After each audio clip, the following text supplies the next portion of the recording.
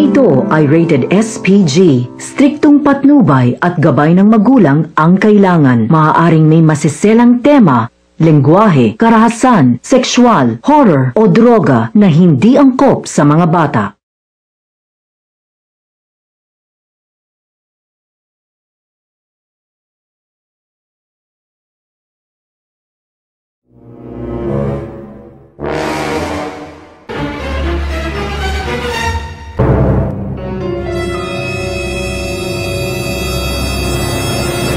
Magandang gabi, Bayet! Ito po ang inyong lingkod, Marshall De Castro, na naghahatid na naman sa inyo ng mga kakaibang istorya. Bayan, marami na tayong naririnig ng mga kwento ng misteryo at kababalaghan. Iba't ibang hiwaga at karanasan mula sa iba't ibang tao. Marami nang nagpapatotoo at marami na ring naniniwala na ang mga ito ay totoo. Mga misteryong tila nag-uudyok sa atin upang maghanap ng kasagutan. Bayan ko, nasan ka? Bayan, ngayong gabi ay ihahatid namin sa inyo ang iilan sa mga kwentong kagimbal-gimbal at di umano'y totoong nangyari sa loob ng isang opisina. Pasintabi lamang po sa mga taong mahihina ang puso at kalooban dahil ang ilan sa mga eksenang inyong matutunghayan ay maselan at nakakasyokot ng super bonggas.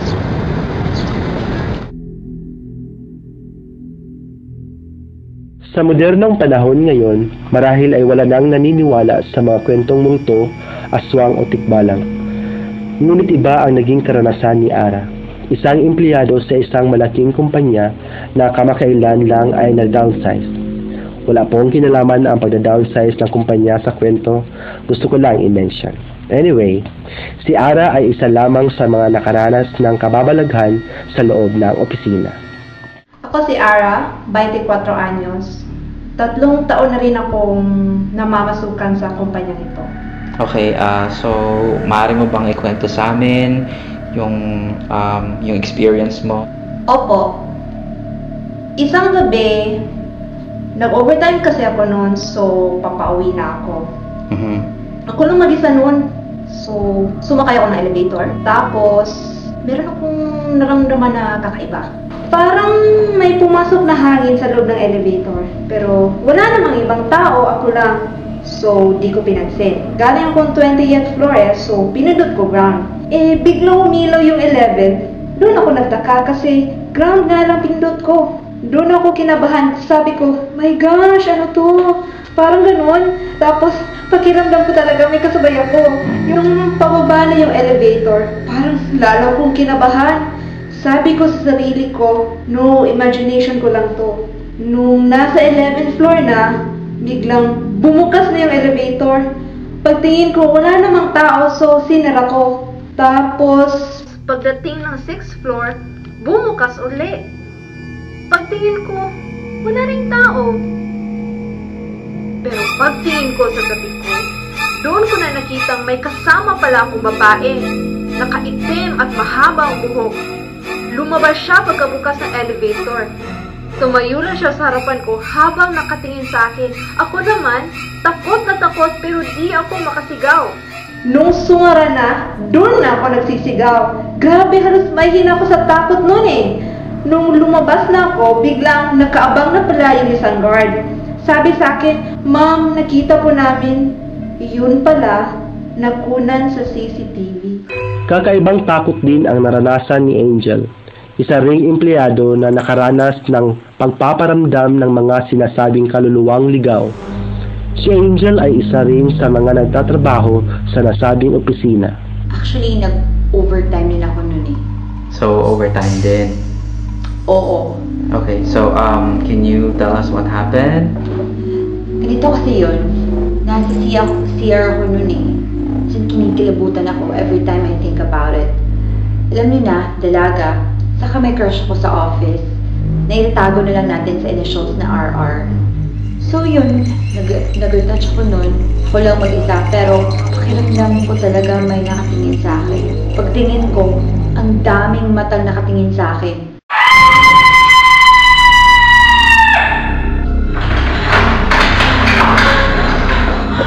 Uy, tala! Buhay ka naman! Nag-CR na nga ako eh! Marami pa lang. Kita. Bye-bye.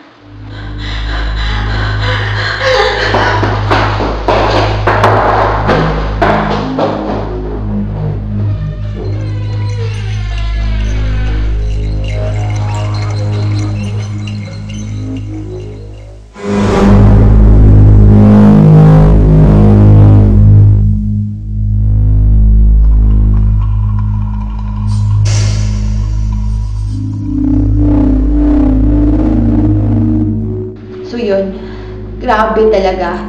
Until now, kinikilabutan pa rin ako. Iba naman ang naging karanasan ni Carmen, isa pang empleyado sa nasabing opisina. Hindi sana ako mag-overtime noon eh. Kaso, pinilit lang ako ng manager ko. So nag-overtime ka din. So, maaari mo bang sabihin sa amin ang iyong experience? Iba talaga eh. Alam mo yun, yung parang... So, kailan po ito nangyari?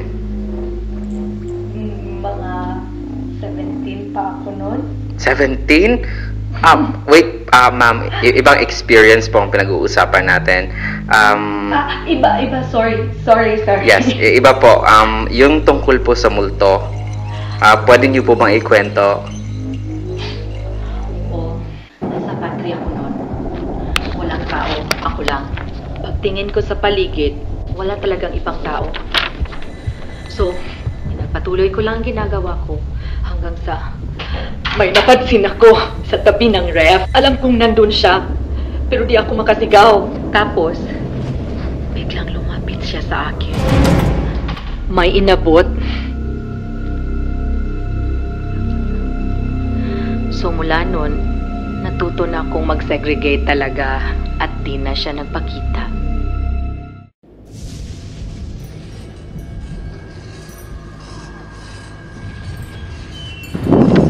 Ang iba't ibang karanasan ito ay siyang nagulog sa atin upang sumanggunin na sa isang eksperto. Dito namin nakilala si Kitty o mas kilalang Madam Kitty, isang manghuhula at di umano'y nagtataglay ng third eyes.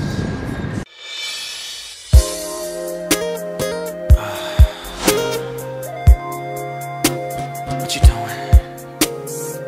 Really? You know I'm coming over, right? Hey, baby, tell me what you wanna do. You got a high for me already, baby? Okay. Actually, nung lumapit sa akin si kabayang Marshall De Castro, ayaw ko talaga because hello, Cebu, layo-layo kayo ng Cebu. But then again, dahil nga naman malayo na rin pinagsamahan namin, I agreed to check the building just to see if totoo nga yung mga sinasabi ng babaeng yan na every time na may overtime sila, may nararamdaman sila mga masasamang spirito.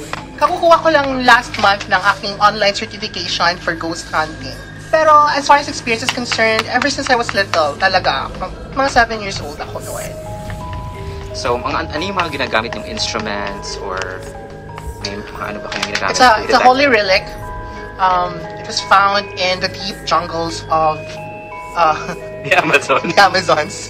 Amazon.com. Here's the holy relic. It can, tell the future. Naabay uyab si Kalay next month.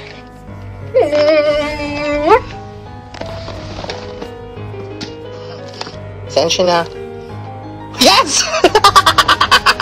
So yes, kung sino man yung taliluang Kalay, magkaka-boyfriend ka next month. Okay, at So saka, yes, I'm using this. Madam, we heard na meron din po kayong third eye. Totoo po bang meron kayong third eye? Sa show ko lang talaga ito gagawin ni Marshall De Castro because he's a good friend. So ipapakita ko sa yung third eye. Sige, madam.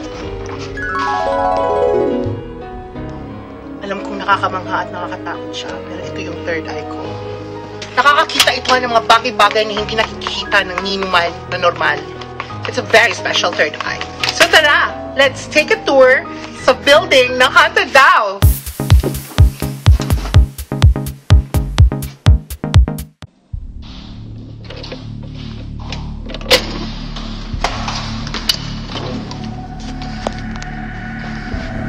Nararamdaman ko nga. Mabigat. Ito. Nararamdaman ko na sa taong ito maraming may galit. May ginawa siya kamakailan lang. May nakikita ako listahan ng mga tao. Listahan ng mga taong gumagamit ng internet connection. Nang dahil sa kaluluwang ito, maraming nagalit sa kanya. Kaya mabigat ang station na ito. Pero wala akong nakikita masyadong bad spirits here. A bad person lang. Nararamdaman ko may namamahay na, pansamantalang namamahay na spiritong ligaw. Hindi kasi siya taga Cebu Saan po siya, madam? I think US, if I'm not mistaken. Paano niyo po nalaman, madam? Oh, okay. Yes. Next. So I heard meron din nagpaparamdam ng mga multo daw dito sa CR ng girls at saka boys. So first, let's go check the boys urinal. Hey boys! Walang tao. Sayang walang tao.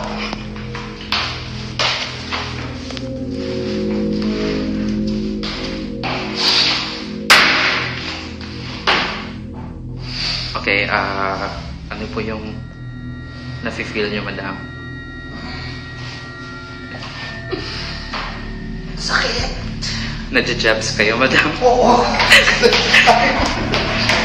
Success, madam? Kaya success, so wala naman pala Wala. This CR is safe. Kung may masasabi mo ako, maraming namatay ng mga salang kulang na mga di na buong mga babies. So, next is the Girls CR. Okay. Ano pong... Oops, naging blurry yung cam. So... Madam, ano po yung next na pupuntahan natin? Ayoko talaga pumunta dito, Jobs. I'm seriously scared. Ayoko nang... Oops, for some reason talagang blurry yung cam. Okay. Alright. Seriously? Okay, it's better na. Sige. I'm scared. Oh, let's check. This is the... Girls CR sa 11th floor. Okay. Good check. Oh my God. Oh my God.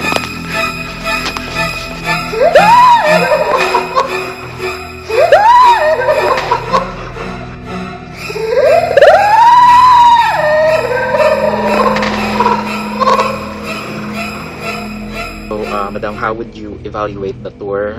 So, base naman sa mga nafe-feel ko, talagang meron talaga, but not all. Siguro sa pantry, may na-feel ako doon. Pero the strongest talaga nakakatakot sa girl CR. Never go there alone. Totoo man o hindi, ang mga kwentong ito ay bahagi na ng ating buhay at kultura bilang mga Pilipino. Mga kwentong kahit na nakakatakot ay nagbibigay kulay at kabuluhan sa ating mga buhay. May mga naniniwala, meron din kumukontra, na ihayag na namin ang mga kwento, na usisa na ang bawat anggulo, kaya't kayo na ang bahalang maghusga. Hanggang sa susunod, magandang gabi. Bayet!